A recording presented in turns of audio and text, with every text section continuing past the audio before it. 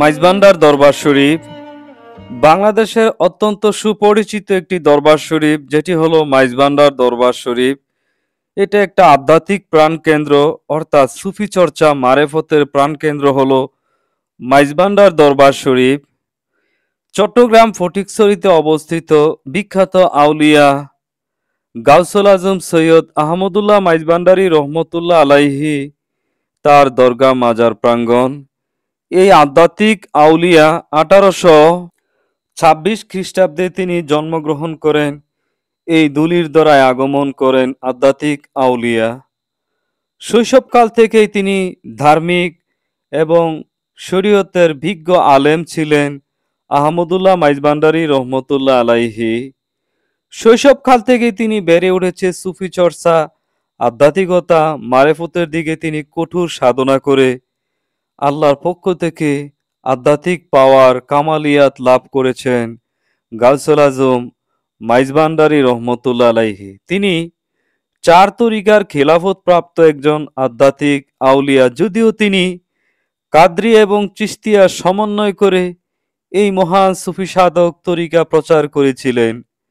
আধ্যাত্মিক আউলিয়া তিনি ওফাত লাভ করেছেন 1906 খ্রিস্টাব্দে। তিনি ইহলোক ত্যাগ করেন, আল্লাহর ডাকে সাড়া দিয়ে মালিকের সান্নিধ্যে চলে যান।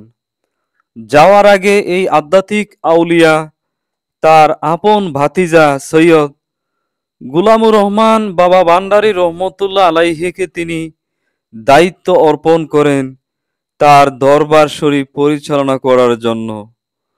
তখন তার চাচার নির্দেশে এই মহান সুফি সাধক সৈয়দ গুলামুর রহমান মাইজভান্ডারী রহমতুল্লাহ আলাইহি তরিকতের মাকাম হাসিল করেন। তার চাচার মাধ্যমে তিনি সুফি চর্চা, এলমে শরীয়ত, এলমে তরিকত, এলমে মারেফত, এলমে হাকিকতের জ্ঞান সাধনার মাধ্যমে উচ্চতর লাভ করে আল্লাহর পক্ষ থেকে কামালিয়াত লাভ করেন। এই দরবার শরীফ মাইজভান্ডার বিশ্বময় প্রতিষ্ঠা প্রচার লাভ করেছিলেন তারই ভাতিজা সৈয়দ গুলামুর রহমান মাইজভান্ডারী রহমতুল্লাহ আলাইহির মাধ্যমে। আধ্যাত্মিক প্রাণকেন্দ্র মাইজভান্ডার দরবার শরীফ থেকে অসংখ্য গদিনিশি সুফি সাধক আউলিয়া বাহির হয়েছেন। সুনামধন্য দরবার শরীফ, তৃষ্ণা দরবার শরীফ, রাজাপুর, সাকরাফুরি অসংখ্য বুজুর্গান আউলিয়া খেলাফত প্রাপ্ত পেয়েছেন মাইজভান্ডার দরবার শরীফ থেকে। এই দরবার শরীফ সাধনার দরবার শরীফ।